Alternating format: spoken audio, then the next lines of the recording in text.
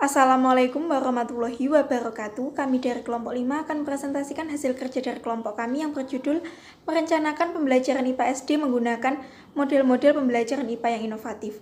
Dengan anggota kelompok yang pertama saya sendiri, Safrinatus Zahro, NIM 2002 1011195. Yang kedua ada Andika Cahyopurnomo dengan NIM 2002 1011188. Yang ketiga ada Novia Anggita Nur Cahyani dengan NIM 2002 1011192. Yang keempat ada Adin Indah Kusumawati dengan NIM 2002 1011198. Dan yang kelima ada Vicky Mailiga dengan NIM 2002 1011204. 1. Pengertian model pembelajaran inovatif.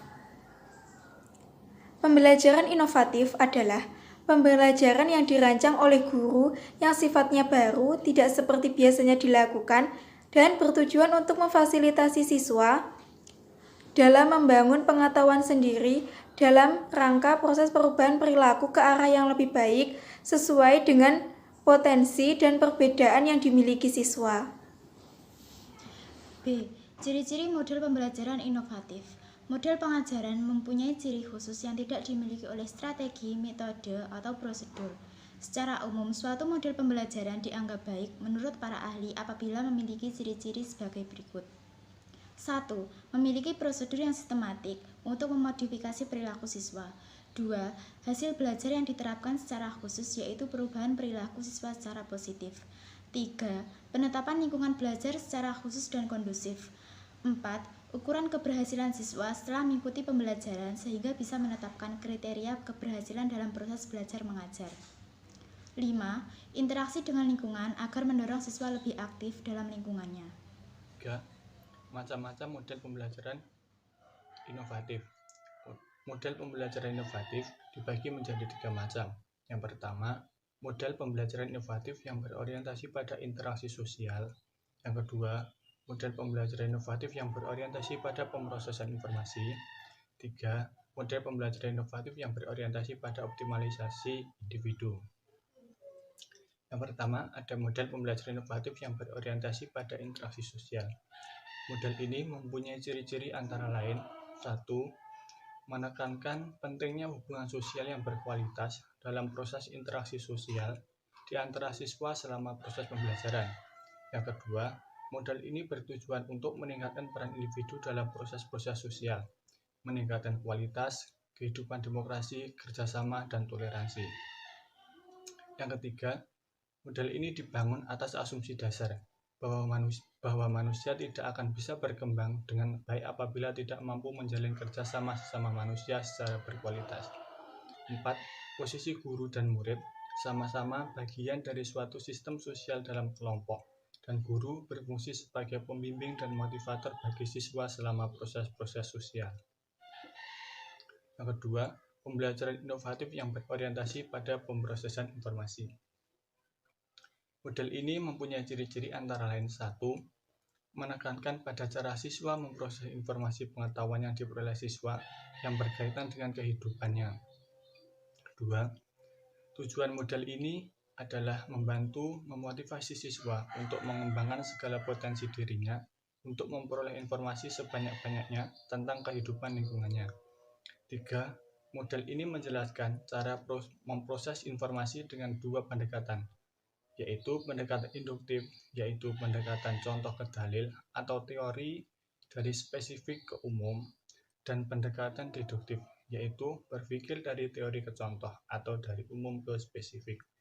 Keempat, model ini menekankan pentingnya kemampuan siswa dalam memecahkan beragam persoalan kehidupan sehari-hari, lingkungan, baik dari pendekatan induktif atau pendekatan deduktif. Yang kelima, guru membantu, membimbing, dan memotivasi siswa untuk memperoleh dan memproses data untuk kemudian siswa secara mandiri mampu memecahkan problem atau permasalahan sosial, sehingga siswa terus didorong untuk meningkatkan kualitas dan kemampuan berpikirnya. 3. Model pembelajaran inovatif yang berorientasi pada optimalisasi individu. Ciri-ciri model ini antara lain: 1. Model ini didasarkan pada asumsi bahwa setiap siswa adalah sumber atau sentral layanan pendidikan atau pembelajaran. Yang kedua, Tujuan utama model ini adalah memusatkan perhatian proses pembelajaran pada siswa. Siswa harus aktif, kreatif, dan responsif untuk mengembangkan semua potensi diri secara maksimal. 3. Setiap guru harus memahami beragam kemampuan individu dan sifat serta karakter setiap siswa, agar proses pembelajaran bisa berlangsung secara lebih efektif dan berkualitas. 4. Membantu siswa mampu memecahkan beragam masalah individu dan kelompoknya. 5. Membantu siswa untuk mampu memilih jenis kegiatan pembelajaran yang bermakna bagi kehidupannya. 6. Model ini berupaya untuk menumbuhkan tanggung jawab, keterbukaan, kejujuran, dan mengarahkan diri sendiri secara positif untuk perkembangan yang seimbang. Kelebihan dan kelemahan model pembelajaran inovatif. Kelebihannya yaitu yang pertama, melatih siswa untuk mendesain suatu penemuan. Yang kedua, menuntut kreativitas guru dalam mengajar. Yang ketiga, hubungan antara siswa dan guru menjadi hubungan yang saling belajar dan saling membangun. Yang keempat, merangsang perkembangan kemajuan berpikir siswa untuk menyelesaikan masalah yang dihadapi dengan tepat. Yang kelima, dapat membangun pendidikan sekolah lebih relevan dengan kehidupan, khususnya dunia kerja. Dan yang terakhir, proses pembelajaran dirancang, disusun, dan dikondisikan untuk siswa agar siswa bisa menempatkan diri dengan baik. Selanjutnya, kekurangan dan model pembelajaran inovatif. Yang pertama, siswa yang kurang aktif dalam proses belajar akan semakin tertinggal. Yang kedua, memerlukan alokasi waktu yang lebih panjang dibandingkan dengan metode pembelajaran yang lain. Dan yang terakhir, kurangnya kreativitas guru. Contoh pelaksanaan model pembelajaran inovatif. Cara belajar siswa aktif adalah mengajak peserta didik untuk aktif melakukan berbagai kegiatan. Berikut adalah tata cara CBSA.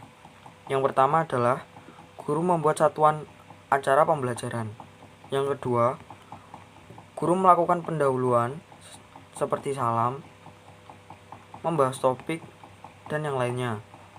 Yang ketiga adalah kegiatan inti, seperti guru membagi kertas yang berisi materi, tanya jawab, mengerjakan soal, dan kemudian melakukan kegiatan penutup seperti diskusi, melakukan post-test atau pre-test, dan memberi tugas atau yang lainnya.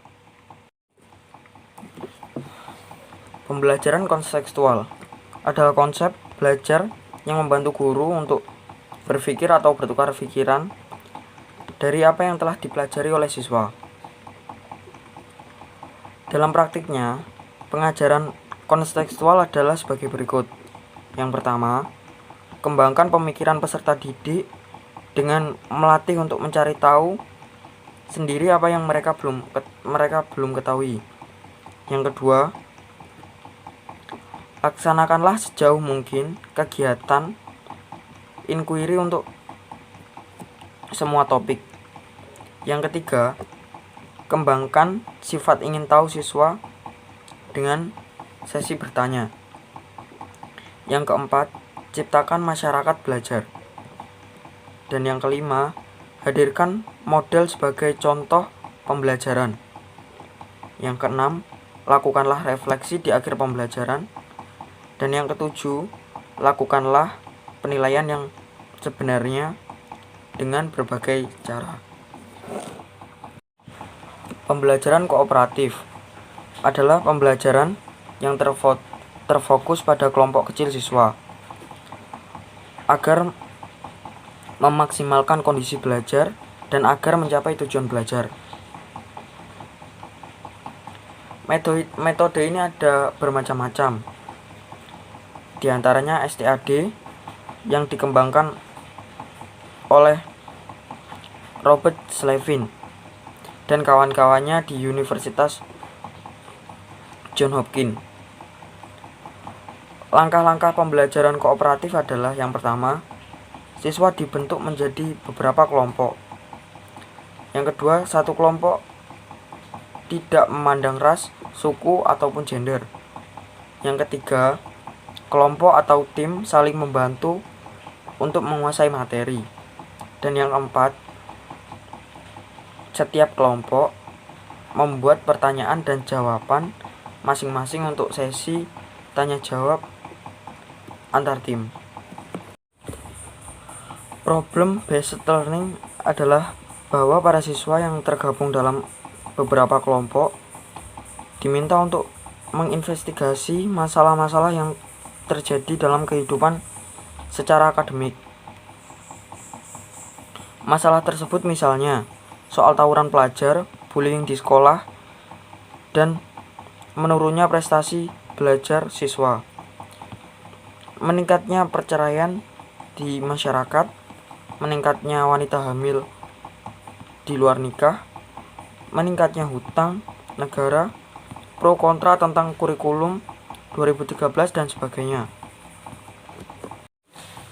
Dalam pelaksanaannya, metode PBL ini dilakukan dengan berbagai tahap, yaitu yang pertama, merencanakan yang ditandai oleh peserta didik yang berpasangan dalam kelompok-kelompok kecil untuk menginvestigasi masalah kehidupannya yang membingungkan. Yang kedua, merancang situasi permasalahan yang tepat. Dan yang ketiga, melaksanakan pelajaran PBK dengan cara memberikan orientasi tentang permasalahan, mengorganisasikan siswa untuk meneliti, membantu investigasi sendiri atau kelompok, dan mengembangkan dan mempresentasikan hasil. Terima kasih dan sekian dari kelompok kami. Wassalamualaikum warahmatullahi wabarakatuh.